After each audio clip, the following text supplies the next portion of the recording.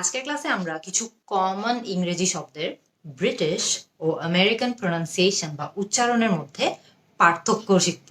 আপনাদের সাথে কি এমন কখনো হয়েছে যে কিছু কিছু শব্দের আপনারা 2-3 ধরনের উচ্চারণ দেখেছেন এবং অনেক কনফিউজড হয়ে গিয়েছিলেন যে এটা কারেক্ট নাকি ওইটা ঠিক, নাকি এটা ভুল নাকি এটা ঠিক? আসলে কিছু কিছু ওয়ার্ড যেমন আছে যেগুলোর 2-3টা বা একাধিক উচ্চারণই ঠিক বা কারেক্ট প্রনাউন্সিয়েশন। তো এই কারণে আজকে আমরা এরকম কমন কয়েকটা শব্দ নিয়ে শিখবো, এই শব্দের উচ্চারণগুলো শিখবো যেগুলোর ব্রিটিশ প্রনাউন্সিয়েশন একরকম বা ব্রিটিশ উচ্চারণ একরকম এবং আমেরিকান উচ্চারণ আরেক রকম। প্রথম শব্দ আইদার। ইদার আইদার এটা হচ্ছে ব্রিটিশ উচ্চারণ এবং ইদার এটা হচ্ছে আমেরিকান উচ্চারণ। I will either have this or that, মানে আমি এটা নিব নাইলে আমি ওটা নিব, আমি দুটো নিব না। I will either have this or that, মানে আমি এটা নিব নাইলে আমি ওইটা নিব। সো দুটোই উচ্চারণ কিন্তু সঠিক। আমরা চাইলে either বলতে পারি অথবা eitherও বলতে পারি। either হচ্ছে ব্রিটিশ, either হচ্ছে আমেরিকান। এরপরে আরেকটা শব্দ নিয়ে কথা বলি, মিসাইল নাকি মিসল। মিসাইল হচ্ছে ব্রিটিশ উচ্চারণ, মিসল হচ্ছে আমেরিকান উচ্চারণ। সো আমরা কিন্তু অনেক সময় এটা নিয়ে কনফিউজ থাকি যে আচ্ছা এটার উচ্চারণ কি মিসাইল হবে নাকি মিসল হবে। দুটোই অ্যাকচুয়ালি কারেক্ট, জাস্ট একটা হলো ব্রিটিশ আরেকটা হলো আমেরিকান। আরেকটা শব্দ লিজার নাকি লেজার।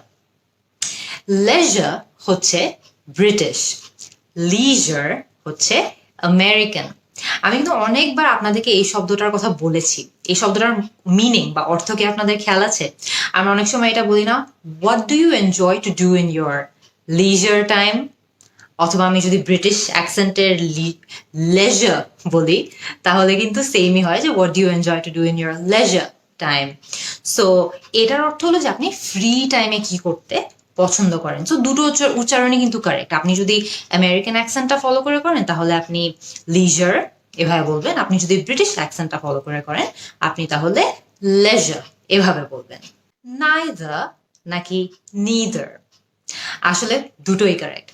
নাইদার এটা হচ্ছে ব্রিটিশ উচ্চারণ, নিদার এটা হচ্ছে আমেরিকান উচ্চারণ। I will neither have this nor that, মানে আমি এটাও নিব না ওইটাও নিব না। I will neither have this nor that, এটাও নিব না ওটাও নিব না। দুটো উচ্চারণই কারেক্ট। আগেন একটা হলো ব্রিটিশ উচ্চারণ আর একটা হলো আমেরিকান উচ্চারণ। আরেকটা কমন শব্দ যেটার উচ্চারণ নিয়ে আমরা অনেক সময় অনেক আনসার্টেন থাকি, ফেব্রুয়ারি নাকি ফেব্রুয়ারি। ফেব্রুয়ারি হলো ব্রিটিশ উচ্চারণ, ফেব্রুয়ারি হলো আমেরিকান উচ্চারণ। আমরা সবসময় ফেব্রুয়ারি কোনটা কারেক্ট হবে এটা নিয়ে একটু কনফিউজ থাকি, কিন্তু আজকে কিন্তু আমরা জেনে নিলাম যে দুটো উচ্চারণই কারেক্ট, একটা ব্রিটিশ একটা আমেরিকান। সেমি নাকি সেমাই, দুটোই কারেক্ট। সেমি হলো ব্রিটিশ উচ্চারণ এবং সেমাই হলো আমেরিকান উচ্চারণ। It's a semicircle, British. It's a semicircle, American. আরেকটা শব্দ যেটার উচ্চারণ নিয়ে আমরা অনেক সময় অনেক কনফিউজ থাকি, schedule নাকি schedule, দুটোই কারেক্ট। schedule হলো ব্রিটিশ, schedule হলো আমেরিকান। এখন থেকে কিন্তু আপনারা যে অ্যাকসেন্টটা ইউজ করতে চাচ্ছেন সেটা অনুযায়ী আপনি দুটোই ইউজ করতে পারেন, কারণ দুটো উচ্চারণই কিন্তু কারেক্ট। আরেকটা কমন শব্দ যেটার ব্রিটিশ এবং আমেরিকান উচ্চারণ একটু ভিন্ন, ভিটামিন নাকি ভাইটামিন। ভিটামিন হলো ব্রিটিশ উচ্চারণ, you need to take some vitamin C, British.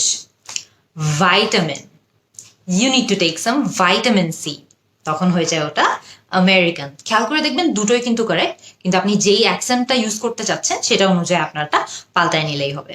Garage নাকি garage, দুটাই correct. My car is in the garage, British. My car is in the garage, American. So again খেয়াল করে দেখবেন দুটোই কিন্তু উচ্চারণ কারেক্ট। আপনি যেটা ইউজ করতে চাচ্ছেন বা যে অ্যাকসেন্ট ফলো করে করতে চাচ্ছেন সেটা ফলো করে করলেই হচ্ছে। লাস্ট একটা খুবই কমন ওয়ার্ডের ব্রিটিশ এবং আমেরিকান উচ্চারণ কিন্তু আমরা খুবই কমনলি জানি এবং কমনলি এটা নিয়ে একটু কনফিউজডও হই। এই ওয়ার্ডটা কি জানেন? ওয়াটার। ওয়াটার আমি যদি এভাবে বলি এটা কিন্তু আমেরিকান উচ্চারণ হয়। ব্রিটিশরা এটাকে কিভাবে বলেন জানেন? এটা একটু একটু কঠিন, কিন্তু এটা কিন্তু খুবই ফেমাস। ব্রিটিশরা এটাকে ওয়াটার এভাবে বলে।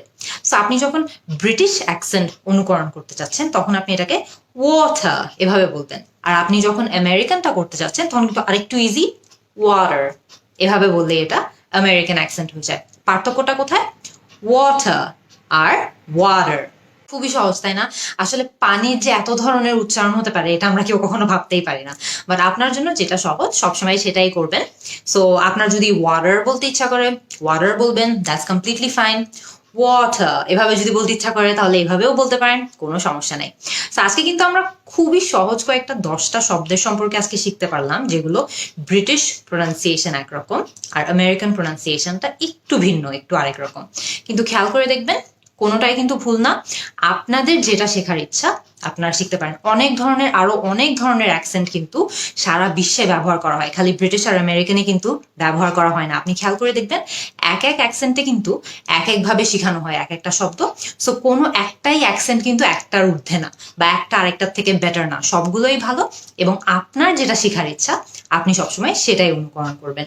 আর আপনার যদি নিজের অ্যাকসেন্ট থাকে তাহলে তো আরো ভালো, আপনি নিজের অ্যাকসেন্ট নিয়েই থাকবেন। কিন্তু আসলে ইম্পর্টেন্ট হচ্ছে যে আপনি কি আপনার মেসেজটা কমিউনিকেট করতে পারছেন নাকি। এরকম আরো অনেক শব্দ আছে যেগুলো কিন্তু ব্রিটিশ অ্যাকসেন্টে আমেরিকান অ্যাকসেন্টে এক একভাবে উচ্চারণ করা হয়, একটা আরেকটার থেকে একটু ভিন্ন। আপনারা আমাকে কমেন্ট সেকশনে জানান আর কি কি শব্দ আপনাদের জানা আছে যেগুলোর এরকম উচ্চারণ এক এক অ্যাকসেন্টে এক এক রকম হয়, এবং সেগুলোর উচ্চারণগুলো আমাকে কমেন্ট সেকশনে জানান। আমি আপনাদের সবার শব্দগুলো দেখার জন্য অপেক্ষায় থাকবো। See you in the next class.